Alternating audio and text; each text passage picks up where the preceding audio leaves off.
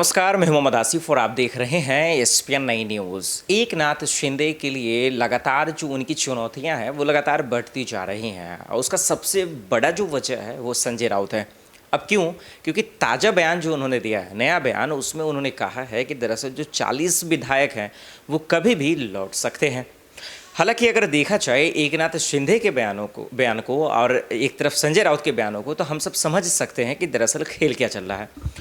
जब उद्धव सरकार गिरने ही वाली थी, उनका कुर्सी खतरे में था, तब से ही संजय राउत इस तरह के बयान दे रहे थे कि दरअसल कभी भी सरकार गिर सकती है, माफ़ कीजिए, कभी भी विधायक जो है वापस आ सकते हैं, कभी भी एकनाथ शिंदे मान सकते हैं। कई ऐसे विधायक उनके संपर्क में।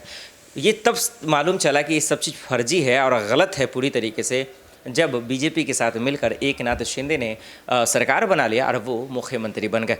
ये तब समझ में आ गया कि संजय राउत पूरी तरीके से फेंक रहे हैं, यानी कि झूठ बोल रहे हैं, और ये तब हकीकत पता चला जब उनकी सरकार बन गई। वैसा क्यों? ऐसा इसलिए कि 40 विधायकों के बगावती तौर अपनाने के बाद ही तो बीजेपी की सरकार बनी है, गठबंधन की सरकार बनी है, एकनाथ शिंदे मुख्यमंत्री बने हैं। तो अब जो ये दावा ठोक रहे हैं संजय राउत, ये पूरी तरह से बेबुनियाद इसलिए लग रहा है कि जब सरकार आपकी नहीं गई थी तब भी आप वही बात कह रहे थे कि आपके संपर्क में है, तो इसके बाद सरकार कैसे गिर गई? और अब जो कह रहे हैं कि वो लौट आएंगे, तो ये शायद लोगों को पच नहीं रहा। हाँ, ये ज़रूर है कि अपनी भड़ास निकालने के लिए वो कह रहे होंगे।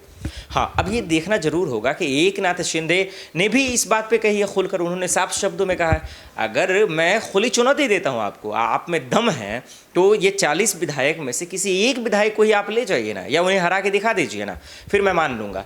तो देखिए, जिस तरीके का कॉन्फिडेंस है एकनाथ शिंदे का, इससे साफ जाहिर है कि उनकी मंशा, उनका इंटेंशन, सब कुछ क्लियर है। लंबे सफ़र तक जो है बीजेपी की सरकार बनने वाली है। चलिए, आज के लिए इतना ही। मुझे दीजिए इजाज़त और आप देखते रहें एसपीएन न्यूज़। नमस्कार।